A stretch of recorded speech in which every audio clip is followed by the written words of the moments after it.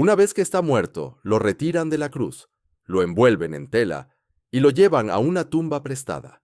Y debido al contacto con el cuerpo de Jesús, eso transforma y deja una marca duradera en la tela. Una imagen misteriosa que ha provocado décadas de investigación y debate. La sábana santa de Turín sigue siendo una de las reliquias más desconcertantes de la historia, algo que la ciencia aún no puede explicar por completo. Recientemente, 3 laboratorios genéticos separados analizaron ADN extraído de la tela. Pero después de completar su trabajo, los 3 quedaron en completo silencio. No hubo comunicados de prensa ni explicaciones publicadas, solo silencio. ¿La razón? El ADN encontrado en las manchas de sangre no coincidía con ninguna población moderna conocida. En cambio, los marcadores genéticos apuntaban a linajes extremadamente antiguos, grupos de personas que desaparecieron hace miles de años. Lo que hacía aún más desconcertante la situación era el estado del ADN en sí mismo. Las moléculas, las estructuras mismas de los cromosomas, no mostraban el tipo de descomposición lenta que los científicos esperan en muestras antiguas. En su lugar, parecían violentamente fragmentadas, casi como si algo hubiera estallado dentro de cada célula de una vez. Cada laboratorio repitió las pruebas 2 veces, pensando que debía ser un error. Al principio, los técnicos sospecharon de equipos defectuosos, pero todo funcionaba exactamente como debía. El verdadero problema era este. Los resultados simplemente no podían explicarse usando ningún método conocido de análisis de ADN. Pero esta historia no empezó en un laboratorio moderno. Remonta a 1978, dentro de una cámara sellada de una catedral antigua, con aire espeso por el olor a piedra vieja e incienso. Allí, 40 de los mejores expertos del mundo se reunieron. Físicos, químicos, especialistas en espectroscopía e incluso un fotógrafo entrenado por una agencia espacial estadounidense. En el centro de la sala descansaba una franja de lino antiguo de 4,2 metros de largo. Su misión era clara y sencilla: encontrar rastros de pintura, demostrar que la imagen era una falsificación y, finalmente, resolver el misterio de una vez por todas. Después de 120 horas de pruebas cuidadosas, el equipo no pudo encontrar ni una sola pincelada. Lo que estaban mirando no era una pintura. Tenía el resultado de ninguna técnica artística conocida o decoración religiosa posterior. En lugar de cerrar el caso, sus hallazgos solo profundizaron el misterio. Al final de la investigación, nuevas evidencias apuntaban a algo aún más inquietante. La sangre en la tela sugería que el hombre al que pertenecía no había simplemente muerto. Su cuerpo parecía haber sufrido una especie de destrucción a nivel celular que la ciencia todavía no puede explicar por completo. Pero para entender lo impactante de esto, tenemos que volver a esa sala luminosa y a un hombre en particular cuyo escepticismo no duró mucho: Barry Schwartz, un fotógrafo profesional de origen judío que había trabajado con grandes organizaciones, incluida una agencia espacial estadounidense. Se fue llamado para documentar lo que muchos creían que era solo una falsificación medieval. Esperaba encontrar evidencia clara del trabajo de un artista hábil, un intento astuto de engañar a los creyentes. En el vuelo hacia allá, incluso bromeó con su equipo: viaje gratuito a Italia. Demostraremos que es falsa para el martes y celebraremos para el miércoles. Pero esa celebración nunca llegó. En el momento en que desenrollaron completamente la tela bajo las duras luces fluorescentes, la sala quedó en completo silencio. Ante ellos se extendían 14 pies de lino envejecido, con la figura humana débil pero inquietante, su cuerpo marcado con heridas visibles. Schwartz colocó su equipo y empezó un examen minucioso, pulgada por pulgada, buscando cualquier señal de pinceladas, pigmento o técnica artística. Pero no encontró nada. Sin surcos, sin partículas de pintura, agentes de unión, nada bajo luz blanca, ultravioleta o incluso infrarroja. Más tarde describió la atmósfera en la sala como intensa y casi asfixiante, como si la tela misma los estuviera desafiando a descubrir su secreto. Luego vino el momento que lo cambió todo. Usaron un dispositivo llamado Analizador de Imágenes VPE-8, desarrollado originalmente por una agencia espacial estadounidense, para convertir imágenes satelitales planas en mapas tridimensionales. Cuando introdujeron la imagen de la sábana en la máquina, sucedió algo inesperado. En lugar de un resultado distorsionado como la mayoría de las fotografías, el analizador creó una forma tridimensional clara de un cuerpo humano, casi como si la figura surgiera de la pantalla. Aún más sorprendente, los niveles de brillo en la imagen coincidían directamente con la distancia entre la tela y el cuerpo que una vez cubrió. Era como si la tela hubiera grabado de alguna manera la forma de un cuerpo humano real, similar a cómo una fotocopiadora captura lo que está presionado contra ella. Schwartz permaneció allí, mirando la pantalla en silencio, y bajo el microscopio, el misterio solo se profundizó. La imagen no estaba impregnada en la tela ni cubierta con pintura. Existía solo en la superficie exterior de cada fibra, en una capa ultrafina de aproximadamente 1 micrón de grosor, incluso más delgada que una célula roja de la sangre. Si se raspa suavemente la superficie con una navaja, la imagen simplemente desaparecería. Debajo, el lino permanece limpio e intacto, de un blanco puro, como si nada hubiera penetrado en él. Lo que creó la imagen no penetró en las fibras en absoluto. En toda la historia humana, ninguna pintura, tinte o tinta se ha comportado así, dejando una marca tan increíblemente superficial y precisa. Después de todas las pruebas, una idea empezó a destacar. Sugirió que una explosión repentina de energía intensa pudo haber golpeado la tela, lo suficientemente fuerte como para alterar el lino a nivel molecular, pero tan breve que no quemó ni dañó la tela. Incluso hoy en día, ninguna máquina en la Tierra puede recrear ese efecto. Pero eso era solo una parte del misterio. El verdadero punto de inflexión vino por la propia sangre. Durante años, los escépticos señalaron las manchas como prueba de un engaño. Las marcas eran de un rojo brillante, casi fresco, lo que generaba dudas inmediatas.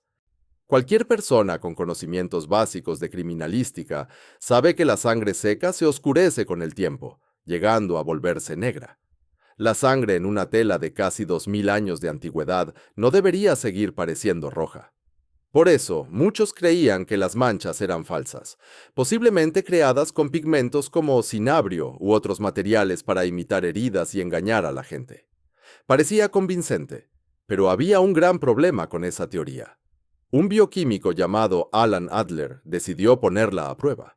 No intentaba demostrar algo sobrenatural, simplemente quería confirmar si las manchas eran pintura y resolver el misterio. Adler se especializaba en cómo se descompone la sangre con el tiempo, lo que lo hacía la persona perfecta para el trabajo. Pero cuando analizó las muestras, no encontró pintura. De lo que descubrió fue tan inesperado que le llevó a tomar el teléfono y llamar a Schwartz en plena noche. Bilirrubina.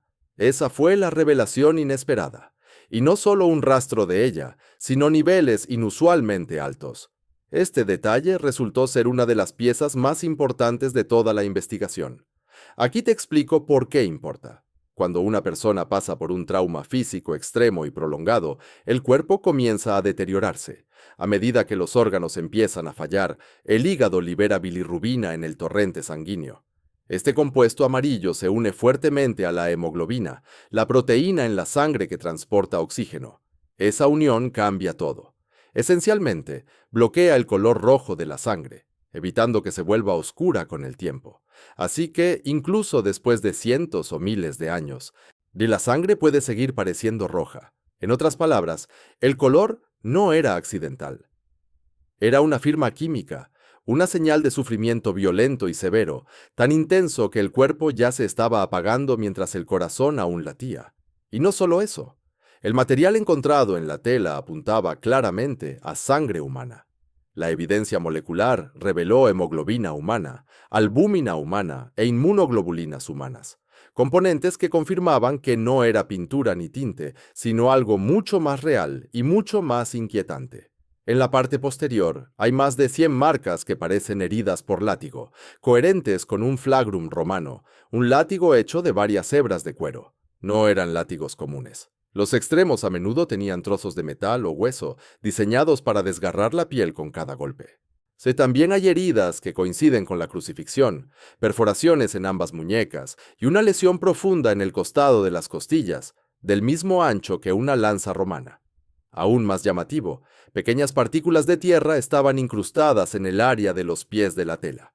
Esa tierra coincide estrechamente con el suelo rico en piedra caliza de la antigua Jerusalén. Tomados en conjunto, la tela comienza a aparecer menos como una reliquia y más como una escena del crimen preservada, una que ha permanecido intacta durante casi 2000 años. Pero un detalle sigue desconcertando a los expertos.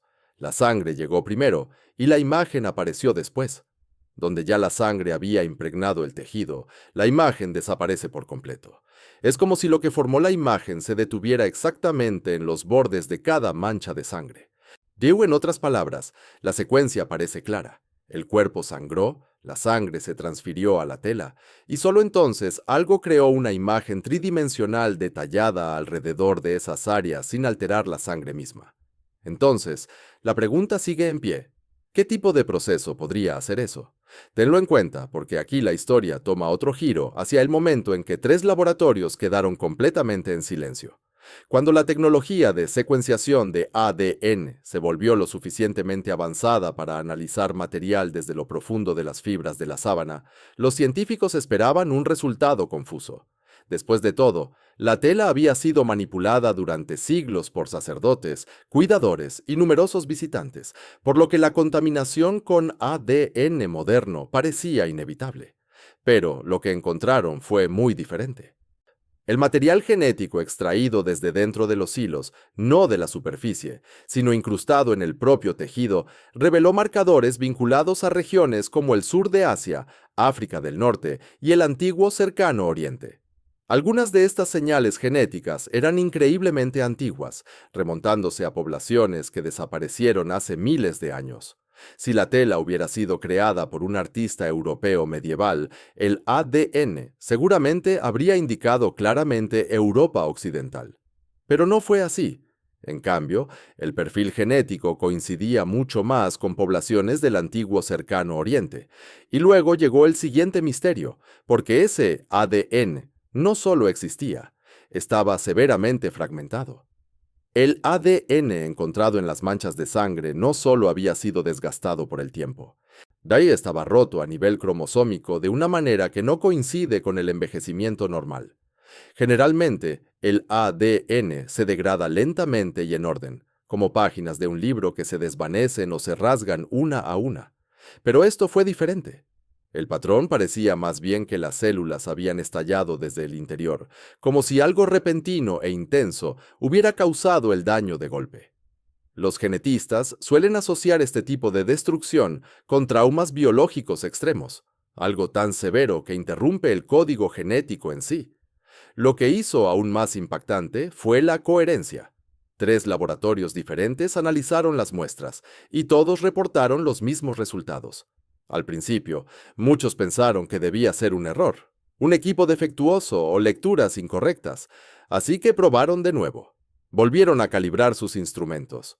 Realizaron nuevas muestras y repitieron el proceso varias veces, pero el resultado nunca cambió.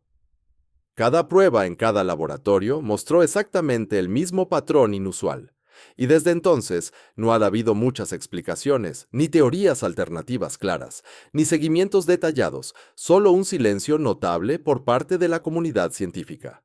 Ese silencio se vuelve más intrigante con el tiempo porque cada año nuestra tecnología mejora. Nuestras herramientas son más precisas, nuestro secuenciado de ADN más detallado y nuestras imágenes más avanzadas. Y sin embargo, este misterio sigue sin resolverse. Y cuanto más avanzada se vuelve nuestra tecnología, más estudiamos esa sábana, más profundo parece crecer el misterio. En lugar de darnos respuestas claras, cada nueva prueba solo plantea más preguntas.